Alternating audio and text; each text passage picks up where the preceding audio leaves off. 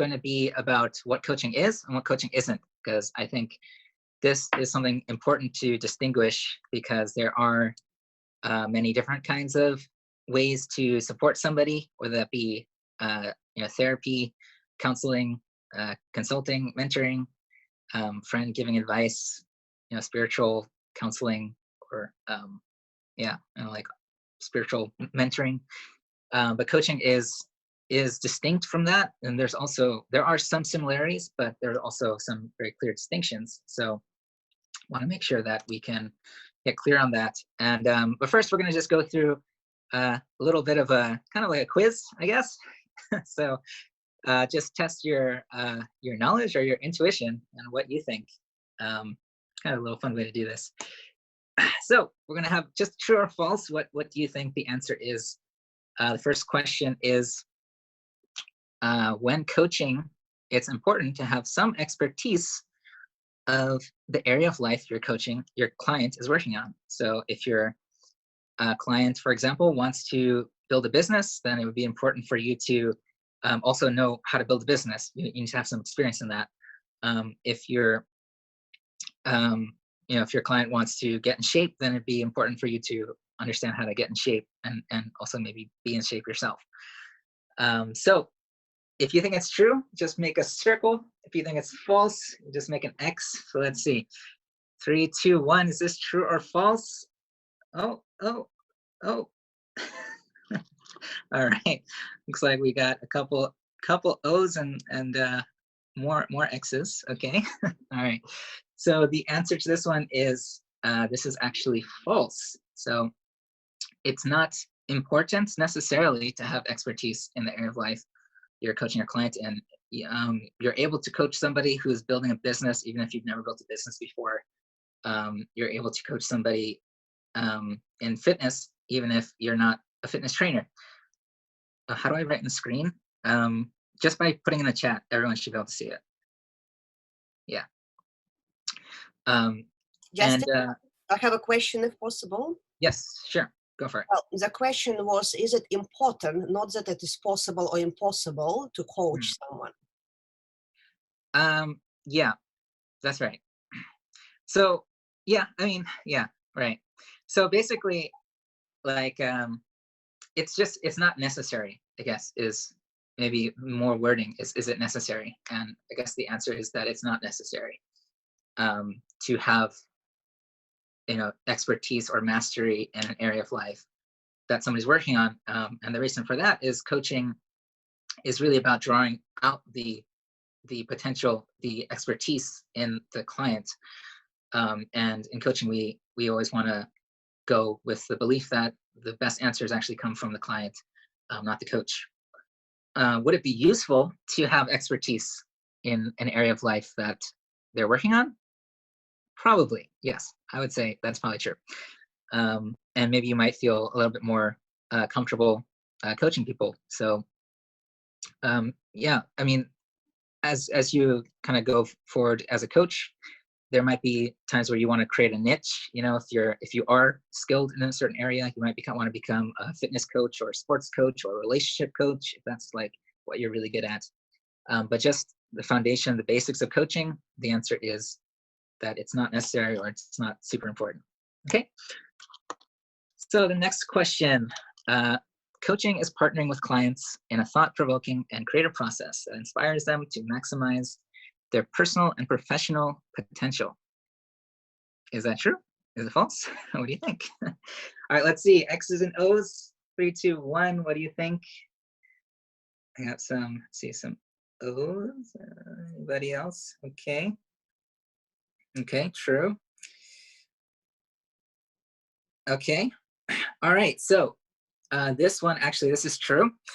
So this is actually, I just took the definition of coaching based on the ICF standard, that this is what coaching is. This is one of the distinctions of coaching is that it's a partnership. So you're partnering with a client. So in a lot of other kind of helping modalities, there's kind of the person who is like the master or the guru or the therapist, and then there's the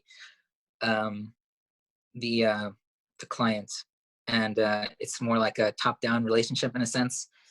Um, it's not. This isn't always the case, but this is kind of the general sense. And in coaching, it's more like we're equals. You know, we're both people with potential, with great potential and possibilities. A coach is just trained in creating this kind of thought-provoking and creative process that can inspire the potential in other people. Okay, so the next one, coaching is goal and future oriented. Is this true or false? What do you think? Coaching is goal and future oriented. I got it true. I got a circle. Anybody else? You think this is true, false? Okay. All right, cool. So this one is true. Goal coaching is goal and future oriented. So this is a big distinction between something like a more therapeutic or psychoanalytical approach, which might be more oriented towards dealing with past traumas and overcoming these things and getting insights about your past, so that you can, overcome blocks and things like that. While coaching is more about setting up a goal that you might have in your life and looking at what are the actual steps that I can take to get there. And there will be times where that includes, looking at something that happened in the past, some limiting belief that we need to overcome to get there. But we always want to kind of bring the focus more towards moving into the future, towards what people want. That's what coaching kind of specializes in.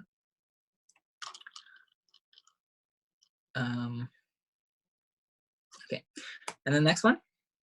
As coaches, it's important for us to share our opinions about our client's life and what they are working on. So what do you think? Is it important for us as coaches to share our opinions about our client's life, what they're working on? You think that's true? False? Okay, lots of falses. Yeah, this one was, I guess, pretty obvious. So yeah, this is not true. Actually, this is kind of one of the biggest things that we need to resist or overcome as a coach, is to get away from our own perspective and opinion and point of view of what people should and shouldn't do, how they should or shouldn't be, and really just be objective and giving the client some space to examine things for themselves. Okay, and the next one, coaching focuses more on powerful questioning rather than advice giving. Is this true? False? What do you think? Okay. All right. Looks like we're pretty unanimous here.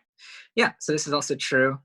Yeah, so in coaching, again, we focus more on questioning, on asking open-ended questions so that people can have the space to figure out things and discover things for themselves, rather than giving advice based on our own personal experience or our own professional experience.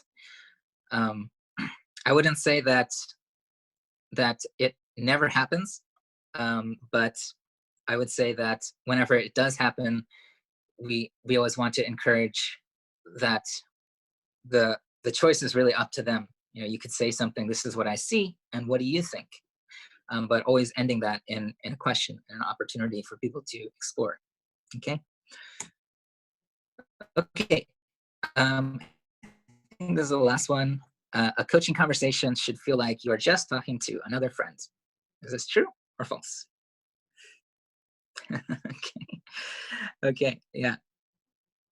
Okay. So looks like a lot of falses. And yeah, this is not true. A coaching conversation should feel distinct from talking to a friend, because, in coaching, people are potentially paying you for your time as a coach. And so you really want to be giving them something that's unique to a coaching conversation. Although you can be friendly, and I would, definitely say be friendly, don't be a complete jerk, but you want to give an experience that is powerful for the people, and you want it to have a certain kind of intention that it moves them forward in their life, which honestly, sometimes friends don't always have that exact intention in mind, or just unwillingly don't move their friends forward because of their own opinions or their own biases. Okay, so maybe this is the last one. Coaching deals with overcoming past trauma so they can live stable, fulfilling lives. I kind of gave this answer away. Okay, yeah. So this is also not true, right? So coaching does not, we don't really deal with past trauma as far as going into it super, to see all the different angles. We try to not get stuck there. Although I'll say again that sometimes we look into the past more to uncover limiting beliefs so that people can create new beliefs to lead them forward into the future. Okay, so this is just a diagram. I didn't make it, but this is a diagram that kind of shows the differences between mentoring, coaching, and therapy. So you'll see that there are some similarities between coaching and mentoring and therapy. Let's just go through this. Mentorship, a person who has been in your shoes before, they provide advice, it's non-supervised and kind of unstructured. Mentor and mentee are both volunteers. This is not always the case, but a lot of times this is the case. Mentors usually senior to the mentee. So a mentor is usually somebody who is, I guess you could say, ahead in life to where you want to be, whether that be in your career or in a hobby or something that you're going after. Mentor is usually ahead of you. Similar between coaching and mentorship is that they both address short and long-term goals. Encouraging self-improvement provides a safe space for honest sharing. There's two-way communication, so it's not just one person talking. Provides opportunities to expand knowledge. Okay, and the things that are just unique to coaching is that it's focusing on the future, positively focused way to explore opportunities. It's action-oriented. This is a big part of coaching, is that we're always encouraging some kind of action to happen. Helps individuals arrive at their own solutions, and it's a process to create sustained change. Okay, so looking at therapy, first, what's unique about therapy is that usually focuses on the past, often focused on trauma and seeking healing, focused on cognitive and emotional coping. In therapy, or at least some therapies, there's this element of diagnosis and treating some kind of dysfunctionality, and also often takes years to achieve results. And again, while I don't have any experience with therapy, this is kind of the general sense, I guess. And one big thing, like diagnosis, that's not something that we would ever do as a coach. We would never tell somebody that they are depressed or that they have anxiety disorder or PTSD. That's just not what we do, and we would leave that to someone who has that kind of training. Therapy. So this is not against therapy, but this is different, and we don't want to try to be therapists when we're coaching necessarily. And then the similarities is that it's both paid for by the individual, tackles difficult challenges in personal and our professional life, focuses on behavior change. They're both inquiry based, so lots of questioning and discovery. And then it's a long-term relationship, both therapy and coaching. Long-term is definitely the longer the relationship, the more deeper the trust can be built, and that can usually lead to very powerful breakthroughs. So that's kind of an overview of what coaching is and what it isn't. And this is important to know because actually one of the first things that I'll always do when I have a coaching session with a new client or somebody who's thinking about doing coaching is that I will go through the differences between this is what mentoring is, this is what coaching is, and this is what therapy is. And I'll also talk about usually the difference between coaching and just a friend, because this will allow you to set up clear expectations for your clients, for the person you're coaching, that they'll know what to expect from you and from this experience. So, and they'll also know what are the kind of boundaries of coaching. So if you find yourself having to kind of say, okay, we need to focus on this. Um, but if you have a sense that like what they're really looking for is therapy, or that's might be what they really need. Part of coaching is kind of knowing when that is necessary, and maybe suggesting that maybe this isn't exactly what works for you, and that you might need to look into something more like therapy. um, okay, so but yeah, that's basic overview. Just want to ask if there's any questions before we move on. Okay, looks like we're okay. Yeah, again, if any questions come up, write it down somewhere so that you can also ask during the Q&A portion. Okay, so we're gonna go into this is just a quick overview of what we're going to go through for today. This is the ICF core competencies. ICF stands for International Coaching Federation, and if there is kind of a established certification process, probably ICF would be what it is as far as coaching, although there are a lot of different bodies. It's not quite like university kind of standards where there's one governing body, in a nation that kind of says who's accredited and who's not. In coaching, there's several, because it's a very entrepreneurial kind of world, coaching. But yeah, just using this as I felt this is a good framework to kind of go through the key competencies, the key skills and abilities that a good coach should have. So the first one, I put that in white because we're actually not going to be going through that one very deeply during this weekend, and instead I'll be sending out some kind of guide for that, because this is very kind of practical stuff, and this is stuff that you can kind of just read or understand on your own. It's not necessarily necessary to go through it during training right now. But yeah, that's the first part, is just setting the foundation. So guidelines, professionalism, practicalities. So this has to do with like how to create an agreement, a coaching agreement, a contract. What does that look like? What are some ethical standards of coaching? So yeah, these are things that I'll send out later on. And but if you're really curious, and if we have some extra time during the training, we can get into some of those as well. But the first section we're really going to dive into is co-creating the relationship, and this has to do with building trust and a coaching presence. So yeah, this is really key to well, it's key to any relationship, but especially so as a coach and a client, is that you need to create a sense of trust.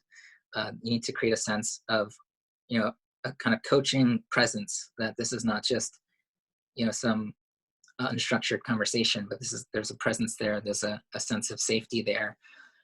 And then the next one, we're going to get into communicating effectively. So we'll get into active listening, and also asking powerful questions. What are those powerful questions that we can ask?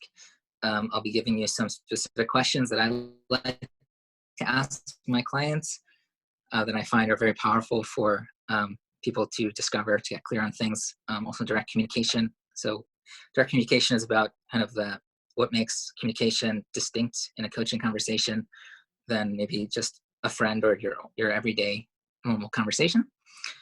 And then finally, we'll go into facilitating learning and results, where this is all about helping people to discover some sense of new awareness about their life, making goals in their life, planning actions, and also keeping accountable for that kind of plan.